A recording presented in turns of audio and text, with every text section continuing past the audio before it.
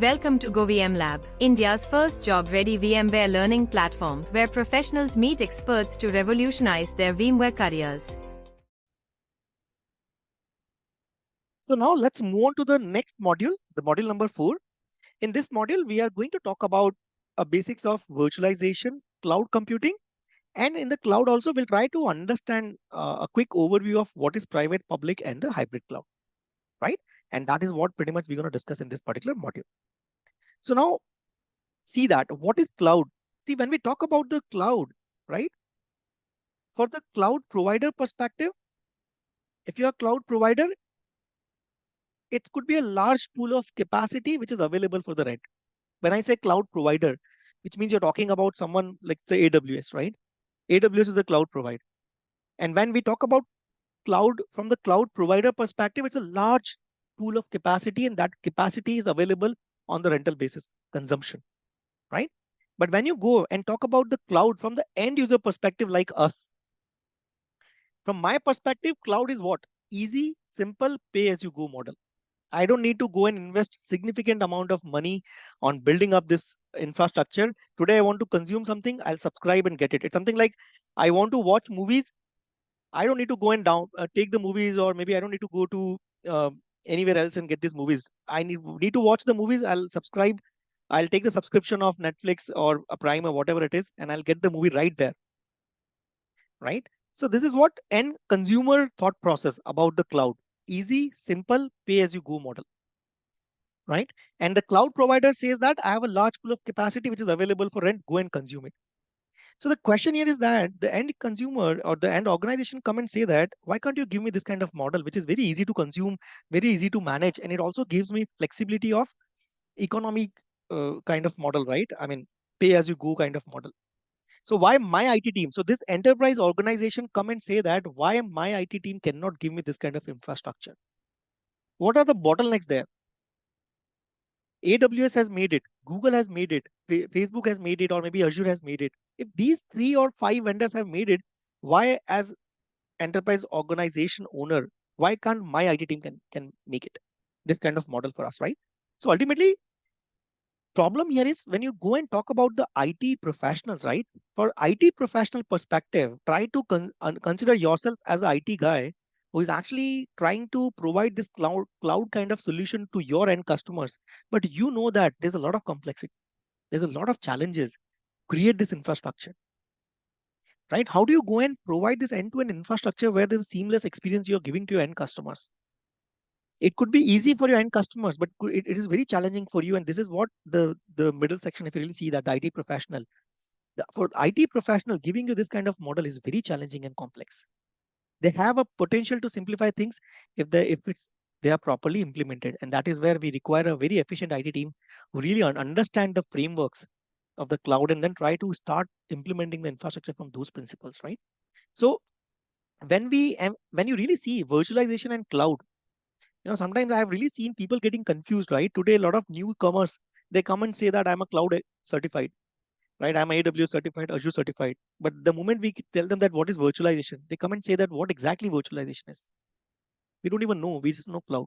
This is the exact problem. What do we see in the understanding, right? Because cloud is nothing new, right? Cloud is, it's just that we have seen the virtualization. And if you again recall all of the discussion, what we had it, vSphere, NSX, vSAN, we realize automation. If you go and conclude that this product line or this products innovation, right? It's all about data centers. They are just making data center implementation very easy for you, right? To I mean, 20 years back, where I have to go and deploy the application, I have to go through the entire pain of getting the server, installing OS in that, then doing the patching, upgradation, all those things, right? But then what vSphere does, it actually reduces the hundreds of server into few virtual machines for me. The things got simplified for me, but still it got simplified from the data center standpoint, not you as a consumer standpoint, right? Similarly, when you talk about, so question here, the point here is that virtualization was all about data center. But in the cloud, when you really try to see it from the business perspective, cloud is all about the users. My user should be able to access my data from anywhere, no matter which device, no matter which location. That is what cloud is all about. So cloud is one more layer of this infrastructure where we want this infrastructure to be so optimized, so efficient that the consumer of this infrastructure or those application can get their data access anywhere, anytime, right? So cloud, we always say it's about the users, where the virtualization was more about the data center. So let's go and talk about the virtualization. Virtualization is the process of creating virtual version of your physical component, such as servers, such as storage devices and network devices. So with the virtualization, what we did, we just created a virtual version of those physical components. Virtualization refers to a technology that transforms hardware into software. That's it. It actually transforms your hardware into software. That is what we, we talk about virtualization, right? So that is where we have seen that all of your physical server, compute, storage, that got virtualized with the software defined services model. And what are the different types of virtualization? We really see that. We see server virtualization, we have seen storage virtualization, we have seen network virtualization, application virtualization, and the desktop virtualization. So server virtualization, as I keep saying that, it's your server consolidation, right? So server virtualization is your vSphere product where your multiple servers got virtualized into virtual machines. And these are some of the products you would be aware of it. VMware is one of the product for the server virtualization, VMware Workstation, VMware uh, VMware Player, Oracle VirtualBox, Citrix Zen Server, Microsoft Hyper-V. These are falls into the category of server virtualization. Then we talk about storage virtualization. Storage virtualization, a classic example, Learn, right? And I think everyone would have heard about this Learn, right? Because whenever we go and create a shared storage, we always require Learn. And Learn is what? Learn is your virtual block. These are your hard drives, which is your physical drives, right? Which is present in your storage array. But what we are doing, rather than presenting this drive directly to my server, instead of that, I'm actually creating a one more layer of abstraction, and that become my storage layer.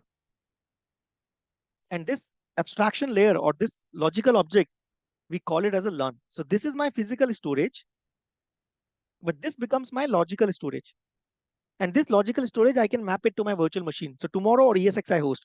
So tomorrow, if I need to expand this LUN, I can actually go and add one more drive to it and expand my LUN on fly, which we could not do it with the physical drives, right? You cannot go and expand your physical drive. Today, I purchased a drive of 500 GB. There is no way I can open up that drive and I can add more space to it. It's a physical drive. It has its own limitations. But as when I give a control of this physical drive to some logical entity, then I can play around with the logical entity. I can go and expand my logical entity by adding more physical drives to it, right? That is the whole ideation of this learn. So learn is nothing, it's your storage virtualization, right? So this is your physical layer where you have a physical drives, and then you install something. I mean, that is where you have a storage virtualization implementation in the storage array. And these arrays give you a logical representation of this drives. And then you attach these logical object, so-called learn, to your ESXi host. Because it's a logical object, I can play around with it. I can actually go and expand my storage capacity on fly without powering off the server and without making any changes or causing any downtime for my application. Because that's what I keep saying, that logical, whenever you talk about logic, whenever you are having a control at the logical object, you can play around with it. But whenever you are directly accessing your physical object, you can't play around much with that because physical object has its own limitations, right? And what are the example of your logical, what are the example of your storage virtualization? So RAID implementation, you would be aware of it, right? RAID 0, RAID 1, RAID 5, RAID 6, they are a classic example of storage virtualization. Learn is a classic example of storage virtualization. And then you would have seen virtual SAN and all this storage array, which already have the storage virtualization in place to give you the best of the best storage services. Then we have the next, I think we have talked a lot about the NSX, right? So NSX is a network virtualization where it gives you switching, routing, firewall, load balancing, VPN, all these networking and security services right there into software, right? So NSX is a network virtualization provides faithful reproduction of these services in software.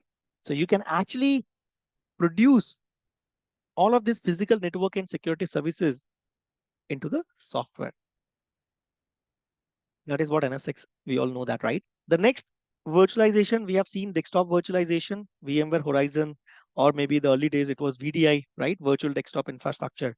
So desktop virtualization is another software technology that separates the desktop operating system, application and data from hardware client and becomes like a desktop as a service.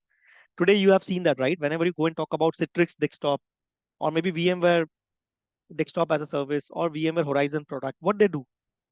So once you create a virtual machine on top of your ESXi host, then there is another product which is sitting in front of this virtual machine and then presenting you this virtual machine as a desktop on fly, no matter whichever location you are at, right?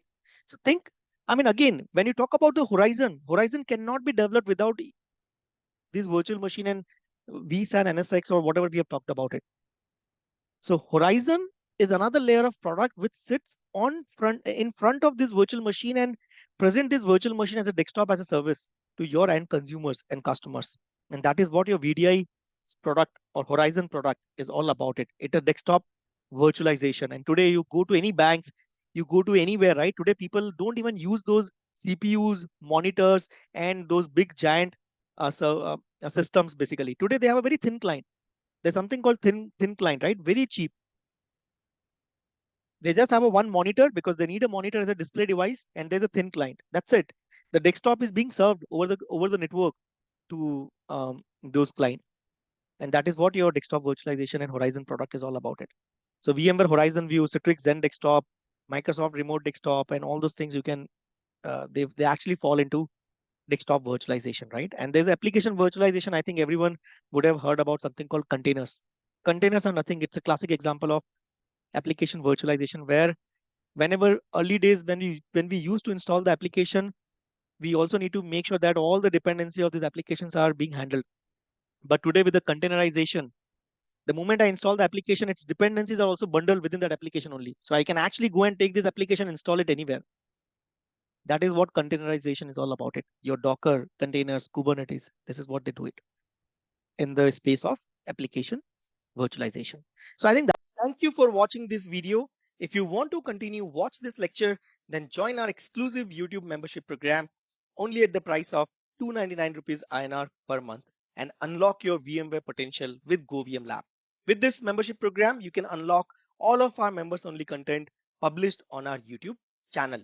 You can watch out the videos presented on your screen to know the benefits of GoVMlab subscription as well as the membership program. Thank you.